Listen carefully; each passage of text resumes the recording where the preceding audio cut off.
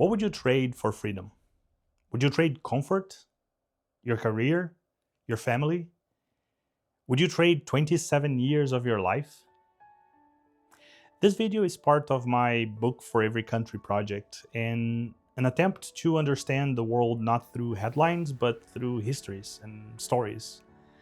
Every country carries its history in layers of memory and conflict and culture and silence. And if we want to understand a nation, we don't start with statistics, we start with a voice from that country.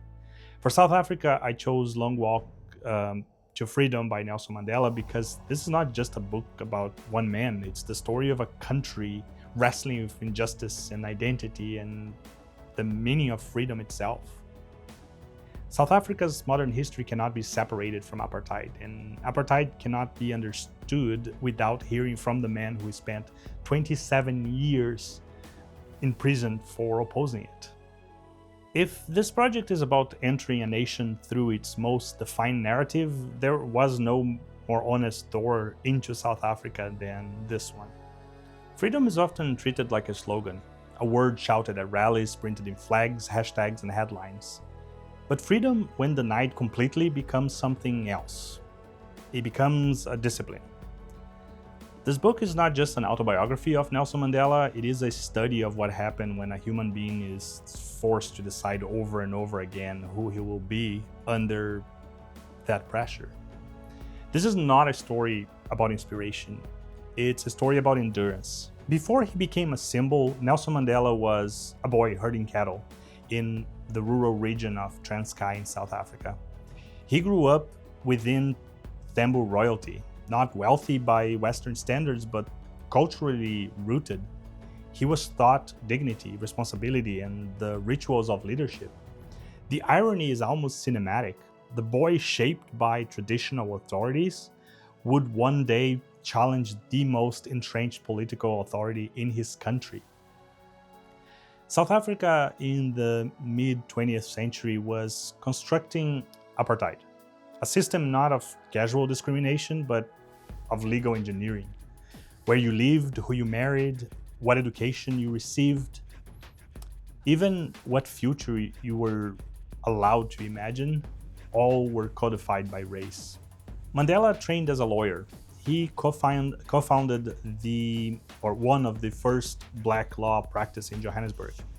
At first, he believed change could be achieved through protest and civil resistance. Then the Sharperville massacre, a peaceful protest, was met with bullets, and this is where the book becomes morally complex. Mandela did not begin as an advocate of armed struggle, but he concluded that when a state monopolizes violence and silence dissent, resistance escalate. The narrative of the book is slow, deliberate. Mandela does not romanticize rebellion. He describes meetings, debates, doubts. Reading the book feels less like watching history explode and more like observing history accumulate. There are no dramatic flourishes. His prose is restrained. At the Rivonia trial, Mandela delivered a speech that could have costed him his life. He declared that he was prepared to die for the democratic and free society. Instead, he was sentenced to life imprisonment. The book changes tone here. Time stretches, and the real test begins. Prison is not just confinement, it is erosion. Loneliness is corrosive. It narrows perspective. It tempts blindness. Mandela understood something most of us learn too late. Anger consumes the one who carries it. He did not deny his anger, he managed it. Over the years, he studied the guards. He noticed who responded to respect, who responded to firmness, who responded to silence. He was rehearsing leadership in captivity. Time changes. The activist who enters prison in his 40s emerged in his 70s. But the transformation was not softening, it was refinement. He shifted from a revolutionary to a negotiator, from defiance to strategic patience. He began secret talks with government officials while still imprisoned.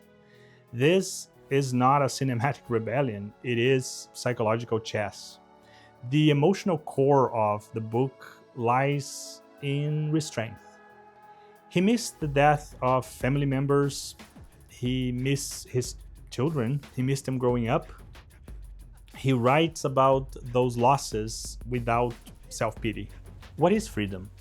Mandela forces us to confront two kinds: external freedom, which is the absence of chains, and internal freedom, the refusal to be defined by chains.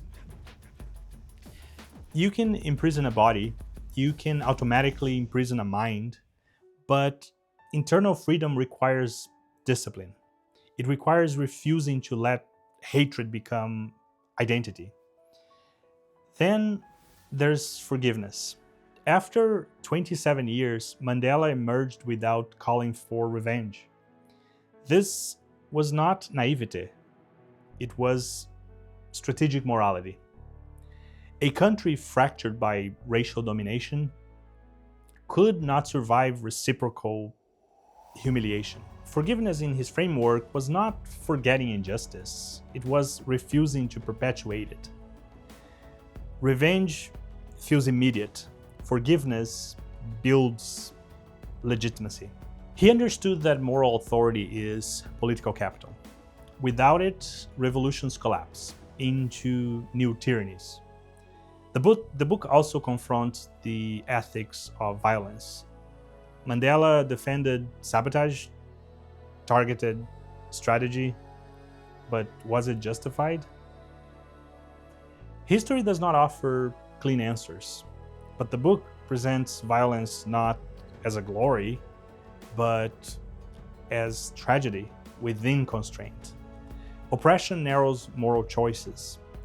The deeper philosophical tension in this book is this: can one fight injustice without becoming shaped by it?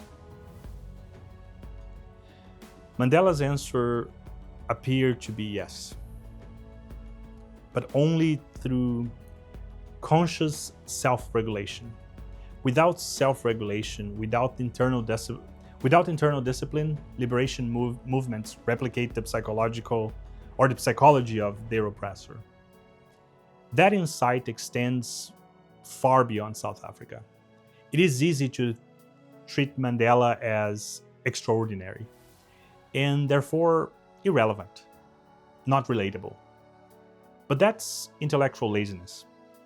Most of us inhabit smaller systems of pressure, work environment that rewards ego over principle, political climate driven by outrage, personal conflicts hardened by pride.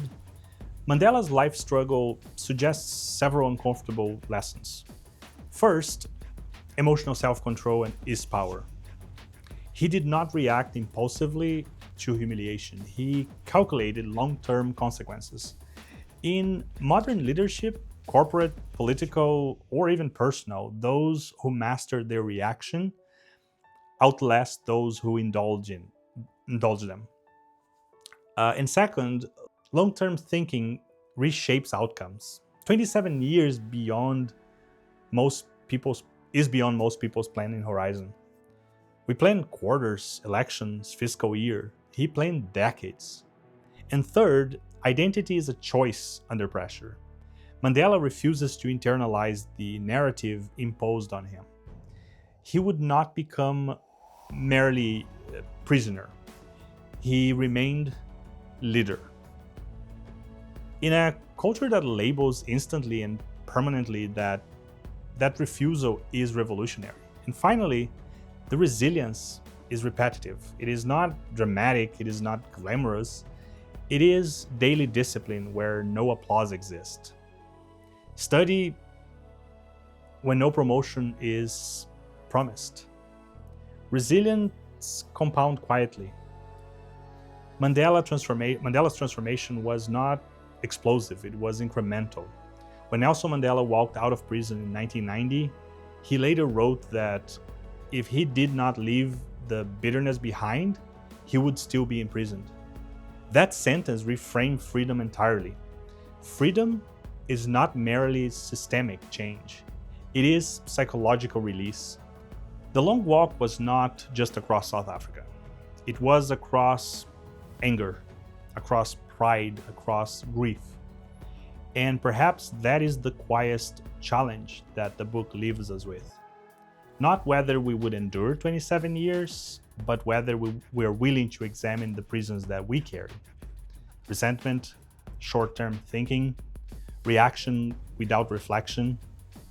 Mandela's walk was long. Ours are shorter, but they are no less real. Freedom is not granted once. It is practiced daily. And the longest walk any of us will ever take is the one inside our own character.